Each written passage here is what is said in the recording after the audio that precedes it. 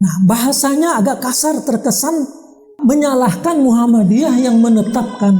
Kemudian lagi bagaimana artinya cara mengambil ya yang terkuat. Paling tidak ada 9 kitab hadis. Saya mencoba menelaah, mencari bagaimana sih sebenarnya kedudukan Bismillah dalam surah Al-Fatihah pada saat sholat fardu di Masjidil Haram. Mereka berjamaah sendiri. Jadi itu yang manhaj kita sebenarnya, Al-Quran dan Al-Hadis. Bismillahirrahmanirrahim. Nah, saya masuk ke materi tarjih atau manhajnya. Kerjanya tarjih itu gimana sebenarnya? Pertama, kita sudah menjadikan dasar pokok dalam menentukan hukum berpegang kepada Al-Quran dan Al-Hadis Al-Makbulah istilahnya ya. Kalau Al-Quran sudah jelas ya, itu tidak ada keraguan 100%. Tapi hadis sehingga di dalam Muhammadiyah ada embel-embelnya makbulah. Apa ada hadis yang tidak makbulah? Ada sebenarnya hadis yang artinya yang diterima.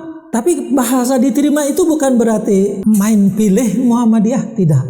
Arti makbulah itu diterima karena kebenaran dan di antara beberapa dalil sehingga memudahkan. Banyak hadis sahih yang permasalahan sama, tentu yang diutamakan diambil yang rajih, lebih kuat lagi.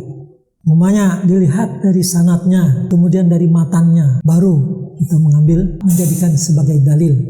Contoh begini ya, hadis yang sahih dan makbulah. Tadi Ustaz Zuhri memulai dengan doa iftitah. Kenapa Muhammadiyah menulis di dalam HPT-nya, Allahumma ba'id baini wa baina khotoyaya kama ba'ata bainal masyriq wal maghrib. Itu dilihat di situ ada embel-embelnya untuk sholat fardu dianjurkan yang itu. Karena ditemukan tidak sedikit doa iftitah itu, paling tidak ada 14. Nah, maka di situ ditelaah oleh Muhammadiyah mana sebenarnya. Walaupun di antara hadis-hadis itu juga tentang doa iftitah sahih seperti Allahu Akbar kabira walhamdulillahi katsira. Itu di dalam Muslim disebutkan dan sahih. Tapi Muhammadiyah lebih mengambil Allahumma ba'id baini wa baina khotoyaya. Tapi tidak menyalahkan. Bukan berarti dengan menyatakan itu lalu salah yang lain, tidak. Tidak ada tradisi di dalam Muhammadiyah itu menyalahkan pendapat yang lain. Cuma mengatakan yang ini yang dipakai, ini lebih baik. Makanya bahasa tarjih, pemakaian kata itu disebut dengan rajih, lebih kuat. Yang tidak kuat, tapi ini hampir tidak dipakai oleh Muhammadiyah, marjuh. Kalau umpamanya marjuh itu kesannya masih menyingkirkan. Itu diantaranya ya, sekalipun kadang-kadang itu sudah jelas sahih begitu ya, dan Muhammadiyah menyatakan itu yang terbaik di antara doa iftitah Allahumma ba'id baini, masih diserang aja oleh pihak tertentu. Pernah coba kalau kita lihat di media sosial itu ada orang yang mengatakan yang benar katanya adalah Allahu Akbar kabira walhamdulillahi katsira dan seterusnya. Ini di dalam Sahih Muslim juz ini nomor berapa ini disebut. Di dalam siapa lagi Sunan Abu Daud begitu juga. Nah, bahasanya agak kasar, terkesan menyalahkan Muhammadiyah yang menetapkan Allahumma ba'id baini wa baina khotoyaya. Itu dari oknum lah begitu. Bukan berarti Muhammadiyah tidak membaca itu, bukan. Tetap membaca, tapi mana yang lebih baik sebagai tuntunan. Makanya kan bukunya itu kan tuntunan ya. Tuntunan dari Himpunan Majelis Tarjih. Nah itu, jadi kita tidak ada rasa keraguan. Ini ambil contoh aja ya, banyak ya. Di antara doa iftitah yang lain, kalau lebih mudahnya, kita melihat tulisan Ibnu Qayyim. Ibnu Qayyim di dalam bukunya Zadul Ma'ad, itu menulis doa-doa iftitah.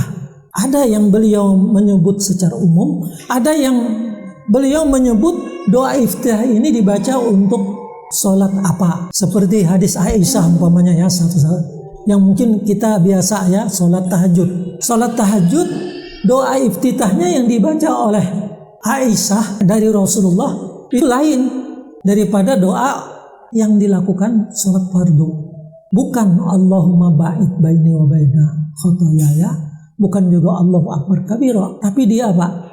Ada Allahumma rabba Jibril wa Mikail wa Israfil Orang melihat, oh ini kan sifatnya dalam keadaan hening begitu. Di dalam istilahnya berbisik. Nah, ada orang melihat, oh kalau gitu itu yang wajar dilakukan. Allahumma rabba Jibril wa Mikail wa Israfil fatirus samawati wal ardh alimal ghaibi wasyahadah anta tahkumu baina ibadika fima kanu fi yakhtalifun ihdini limakhtulifa fihi minal haqqi bi idnik innaka tahdi man tasya'u ila siratikal mustaqim. Nah, itu doa iftitah. Sahih juga itu. Tapi lebih orang mengatakan ini untuk tahajud. Kemudian lagi bagaimana artinya cara mengambil ya yang terkuat. Memang saya ada menulis buku ya. Sekitar hukum bacaan basmalah pada surah Al-Fatihah di dalam sholat. Kita biasakan Bismillahirrahmanirrahim. Alhamdulillahirabbil alamin. Di luar sholat nggak masalah. Ini sholat masalahnya. Apakah wajib atau tidak Bismillah itu? Sebab ada yang mengatakan yang sampai terang-terangan siapa yang tidak membaca Bismillah dalam surah Al-Fatihah pada saat sholat maka sholatnya batal. Karena Bismillah itu bagian dari ayat surah Al-Fatihah. Katanya itu pendapat Imam Syafi'i. Yang jelas Syafi'iyah dulu gitu ya. Pengikut-pengikutnya di zamannya gitu.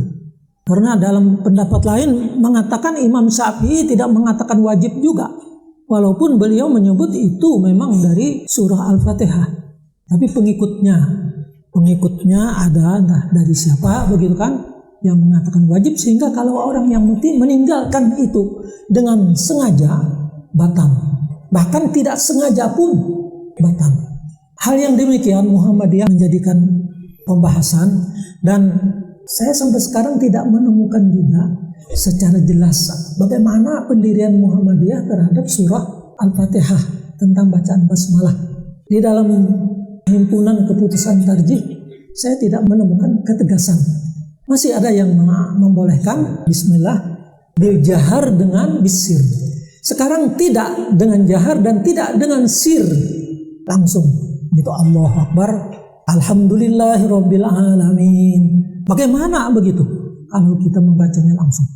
Nah, maka di situ saya mencoba. Itu tulisan itu lama. Buku saya itu 1994 kalau nggak salah.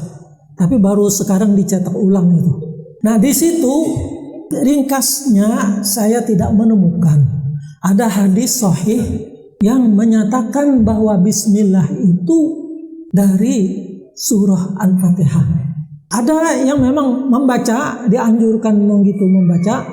Di dalam mazhab Syafi'i itu ada mengatakan bismillah itu adalah salah satu dari ayat dalam surah Al-Fatihah. Tapi beberapa yang lain menyatakan dari Syafi'i juga itu tidak ada.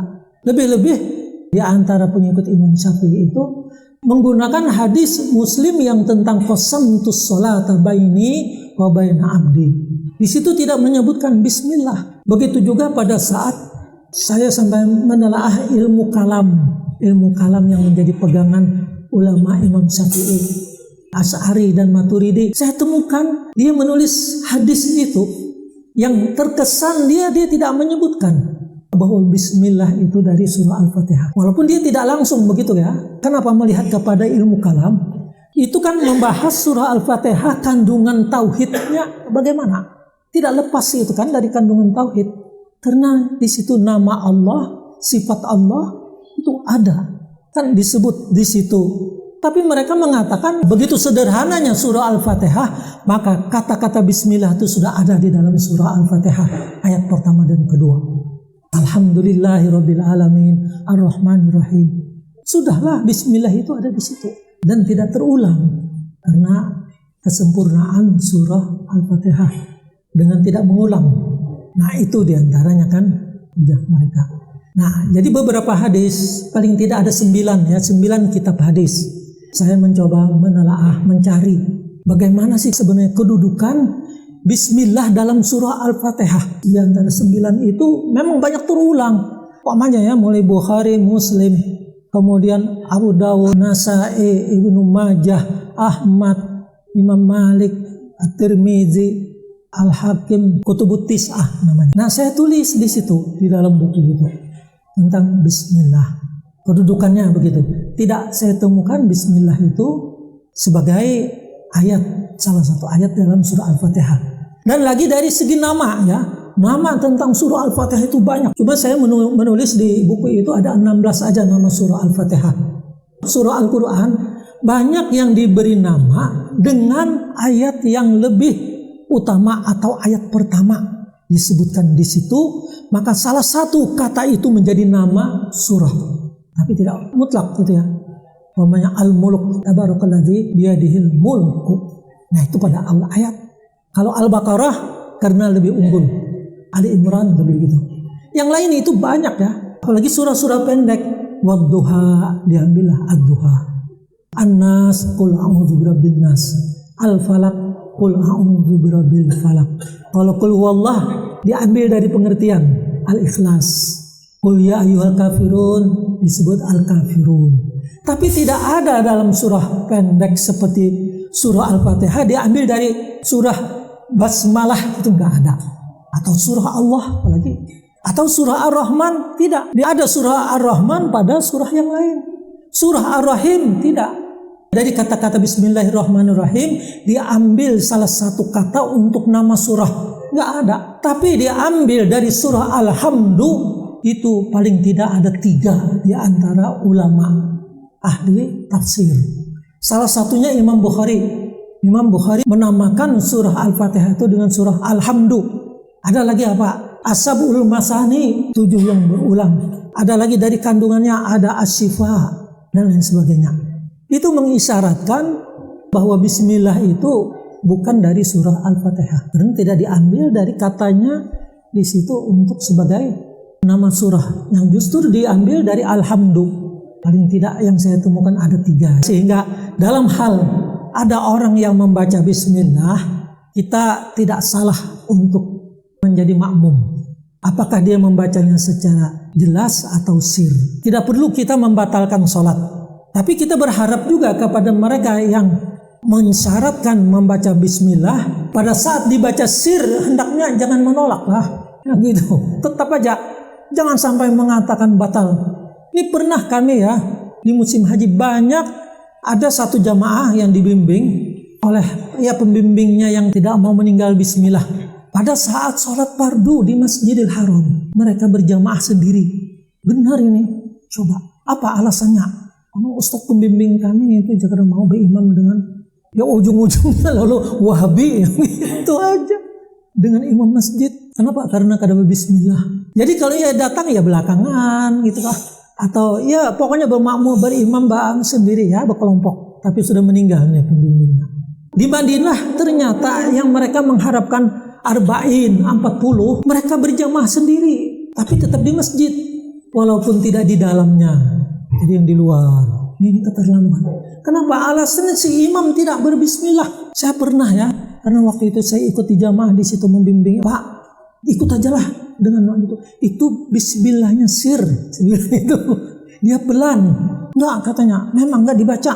Jadi sebenarnya ya kalau bagi kita, kalau ada di antara yang menjadi imam tidak mengeraskan sir, kita terima.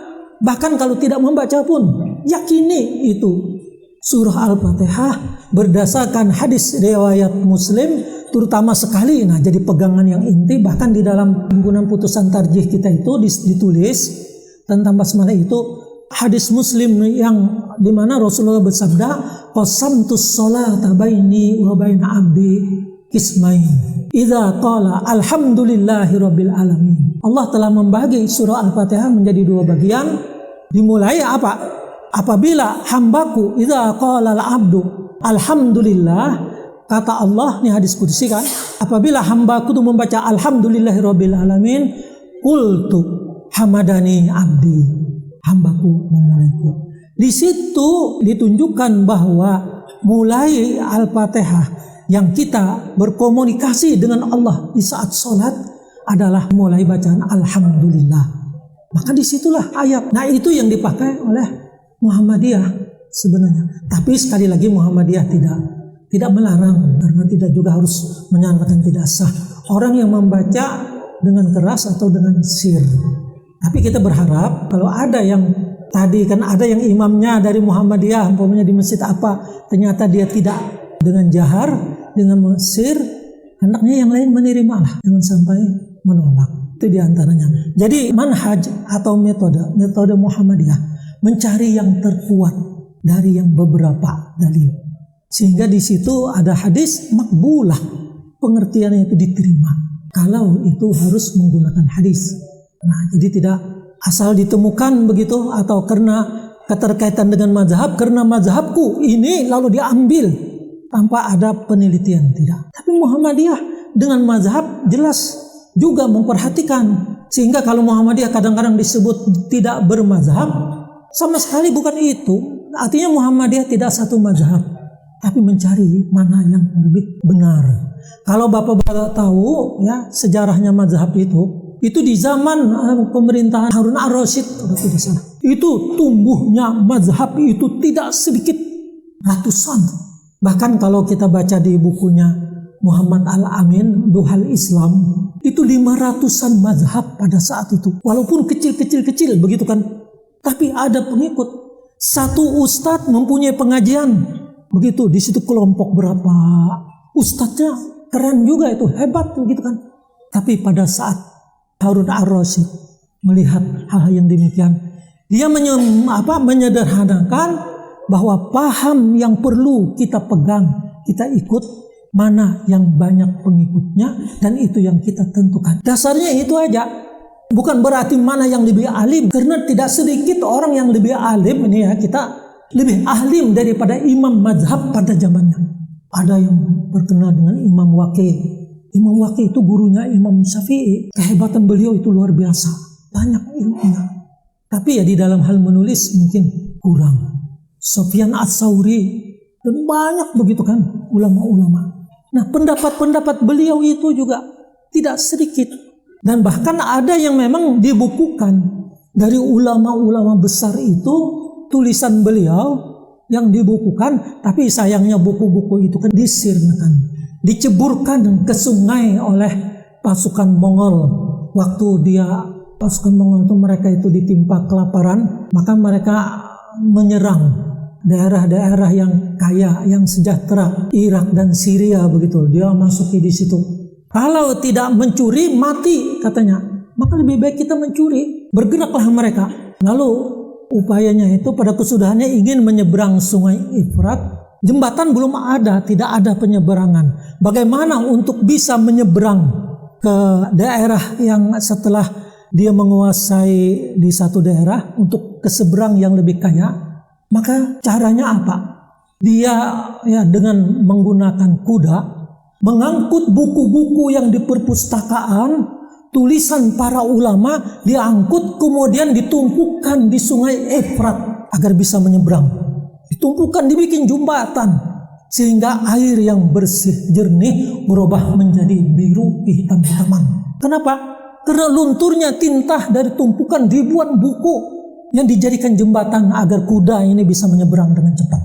Nah, itu kan kekayaan ilmu pengetahuan luar biasa. Sirna itu. Jadi yang ada sebagian sebenarnya yang ada di antara kita. Tapi walaupun sebagian itu enggak semuanya juga kita bisa mengambil, juga bagian kecil juga bisanya. Nah, ini artinya ulama-ulama yang sebenarnya cemerlang dan berpendapat. Di antara ulama-ulama yang 4 mazhab cukup banyak sebenarnya. Oleh karena itu, kalau berbeda pendapat dengan 4 mazhab itu bukan masalah melanggar kita. Tidak apa-apa. Jadi kalau orang tidak bermazhab, enggak apa-apa. Asal memang berpegang teguh kepada Al-Quran dan Al-Hadis Sahih yang memang yang dengan giatnya pengumpulnya ini Bukhari, Muslim dan yang lainnya. Sampai berapa itu ya? Yang berpuluh-puluh kitab hadis. Jadi itu yang manhaj kita sebenarnya, Al-Quran dan Al-Hadis. Setelah itu ya kita boleh melihat yang lain, tapi bukan menjadi dasar. Baik pendapat mazhab maupun juga dengan metode kias atau ijma.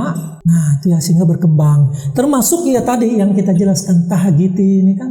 Ini sebenarnya pemikiran-pemikiran yang Al-Quran dan Al-Hadis ada menunjukkan, tinggal kita bagaimana mencernanya. Nah inilah waktu kita sudah cukup mungkin sampai di sini. Mudah-mudahan nanti kita bisa ada pertemuan untuk mengkaji yang 6 materi itu ditambah ini sehingga tidak meragukan lagi kita di dalam menerapkan KHGT untuk sepanjang umur, bukan dalam waktu seperiode atau 2 periode, selamanya begitu. Ini menjadi pegangan Muhammadiyah mutlak ini di dalam penentuan awal bulan.